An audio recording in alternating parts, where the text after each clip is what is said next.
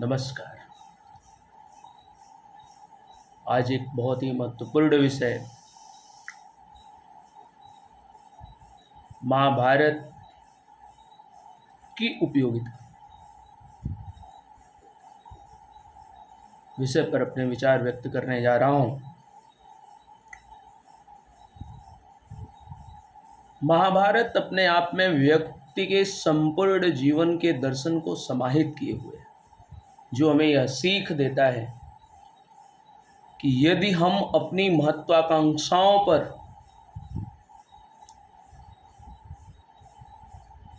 काबू पा लें तो हम जीवन के एक महाभारत से बच सकते हैं। वैसे तो हर व्यक्ति अंतर्द्वंद्वों के महाभारत में उलझा हुआ ही है।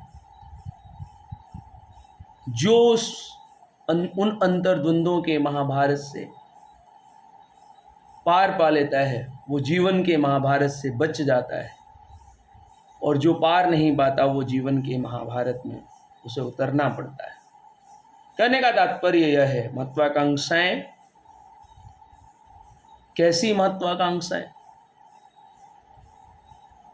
अपूर्व सुंदरी गंगा को पत्नी के रूप में वर्ण करने के पश्चात भी यदि किसी हस्तिनापुर के महाराज शांतनु किसी सत्यवती पर मोहित होते हैं तो ये एक उनकी महत्वाकांक्षा थी, उसकी सुंदरता पर मोहित होना।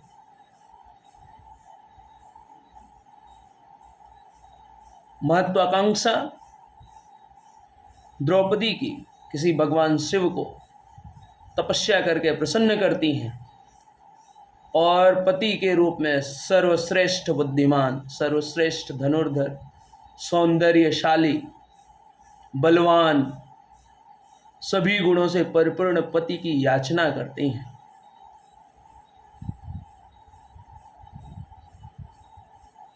जिस कारण उन्हें युधिष्ठिर सहित पांडवों को पति के रूप में स्वीकारना पड़ा,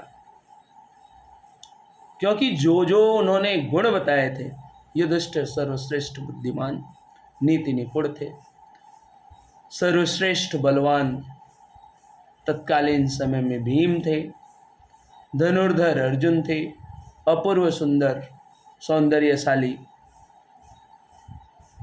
सहदेव जी थे। जब हम इनकी महत्वाकांक्षाओं को और गौर करते हैं, जब कोई प्रतिनिधि राजा का कुमार, कोई सुयोधन अपनी महत्वाकांक्षाओं पर विजय नहीं पाता है तो उसे दुर्योधन होना पड़ता है, और उसकी महत्वाकांक्षाएं जब हावी होती हैं तो महाभारत जैसी स्थिति बनती है। जब हम अपनी मर्यादा का उल्लंघन कर देते हैं, जब हम आतिथेय की मर्यादा का उल्लंघन करते हैं तो महाभारत कारण बनता है। चाहे वो महाराज द्रुपद के पुरोहित का अपमान हो, चाहे स्वयं वासुदेव श्री कृष्ण का अपमान हो, जब भी अपमान हुआ है, जब भी हम मर्यादाओं का उल्लंघन करते हैं तो हमें ऐसी स्थिति से गुजरना पड़ता है। ये इसलिए भी कह रहा हूँ कि महाराज धृतराष्ट्र की उस सभा में महात्मा विदुर, जो नीति निपुण थे, जिन्हें स्वयं पितामह भीष्म ने दीक्षित किया था, पितामह भीष्म स्वयं परशुराम देवगुरु बृहस्पति के शिष्य थे, कृपाचार्य, द्रोणाचार्य, सभी निपुण थे, किसी की योग्यता पर कोई प्रश्न चिन्ह खड़ा ही नहीं कर सकता। बावजूद इसके इन विद्वानों की मौजूदगी में इनके तिरस्कार के भाव के साथ अपने अहंकार को वरीयता देने वाले कुमार दुर्योधन ने जब भरी राजसभा में अपमान किया तो उसके परिणाम के रूप में हमने महाभारत देखा। विषय यह है, हमें संयमित जीवन अगर हम जिए तो हम जीवन के इन महाभारत से, अपने अंतर्द्वंद्वों के उन महाभारतों से बच सकते हैं। अगले अंक में मिलेंगे।